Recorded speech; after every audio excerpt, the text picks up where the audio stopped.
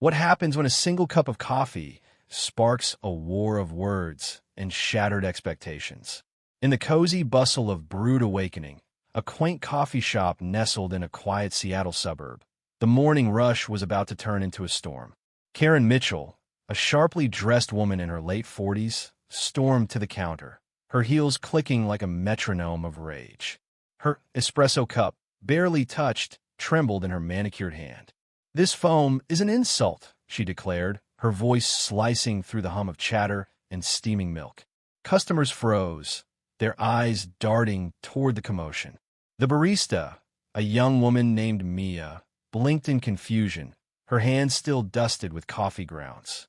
Karen's demand was clear: a new espresso, now, or she'd make a scene.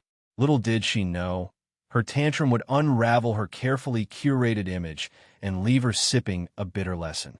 Mia, barely 20, had seen her share of difficult customers, but Karen was a hurricane in human form. The foam, Karen insisted, was too airy, like a cheap latte from a gas station. She thrust the cup toward Mia, demanding a replacement and a refund for her wasted time. Mia, trained to keep calm, offered a polite apology and promised a fresh espresso. But Karen wasn't satisfied. She leaned over the counter, her voice rising, accusing Mia of sabotaging her morning. The other barista, Jamal, a lanky college student with a knack for defusing tension, tried to intervene. "Ma'am, let's get you a new one on the house," he said, his tone smooth. Karen scoffed, waving him off. "Don't ma'am me. I know bad service when I see it." The shop's warm ambience turned icy as customers whispered, some pulling out phones to record the escalating drama.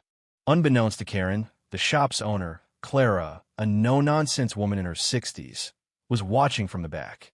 Clara had built Brewed Awakening from scratch, pouring her heart into every detail, from the reclaimed wood tables to the locally roasted beans. She'd dealt with Karens before, but this was different. Karen's tirade wasn't just about foam, it was a power play, a demand for dominance in a space meant for community. Clara whispered to Jamal, who nodded and slipped behind the counter. The twist came when a new face emerged from the crowd. Sarah, a regular customer and local food blogger with a sharp tongue and a loyal following. Sarah, sipping her cappuccino, had been quietly filming Karen's outburst. "This is going viral," she muttered, her fingers already typing a caption for her ex-post, entitled "Customer versus Baristas. Who's in the wrong?" The confrontation hit its peak when Karen, emboldened by the attention, grabbed another customer's latte from the pickup counter, mistaking it for her replacement espresso. "Is this what you call service?" she shouted, splashing the drink onto the floor. The crowd gasped as the creamy liquid pooled around her designer shoes. Mia's face flushed, but she held her ground, refusing to remake the espresso until Karen calmed down. Jamal, meanwhile, handed Karen a cup of decaf deliberately watery, with no foam at all. "Here's your new one," he said, his voice dripping with restrained sarcasm. Karen took a sip, her face contorting in disgust. "This is worse," she shrieked, slamming the cup down, cracking the saucer. Clara stepped forward, her presence commanding silence. "You've disrespected my staff and my customers," she said, her voice low but steel-sharp. "You're welcome to leave." Karen's world began to crumble. Sarah's video was already spreading across X, racking up thousands of views and comments calling out Karen's behavior. Entitled much, one user wrote. "Baristas don't deserve this," another added. Karen, oblivious to her digital demise, doubled down, demanding to speak to the real manager. Clara's lips curled into a wry smile. "That's me," she said, crossing her arms. "And I'm done with this."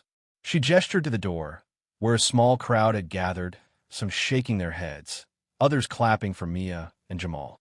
Karen's face paled as she realized the room had turned against her. Sarah, the food blogger, approached, phone still in hand.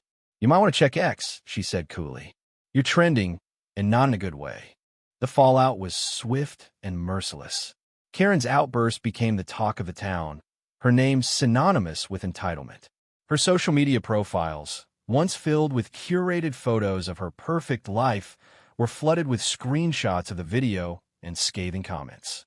Her employer, a local real estate firm, issued a statement distancing themselves from her behavior after clients began canceling appointments. Karen tried to salvage her reputation, posting an apology on X, but it was too late. The internet had no mercy. At Brood Awakening, Mia and Jamal were hailed as heroes, their calm under pressure earning them tips and praise from regulars. Clara, ever the shrewd businesswoman, turned the incident into a marketing win, offering a no-drama, just coffee discount that drew record crowds. In the end, Karen's demand for a perfect espresso cost her far more than a $4 drink. She faded from the coffee shop's orbit, her name a cautionary tale whispered among baristas. Brood Awakening thrived, its community stronger than ever, united by a shared disdain for entitlement and a love for good coffee.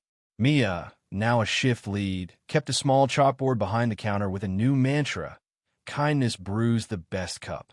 The story of Karen's meltdown became legend, a reminder that respect is the real currency in any community. So, what do you think it was right, the baristas or Karen? Share your thoughts, and let's keep the conversation brewing.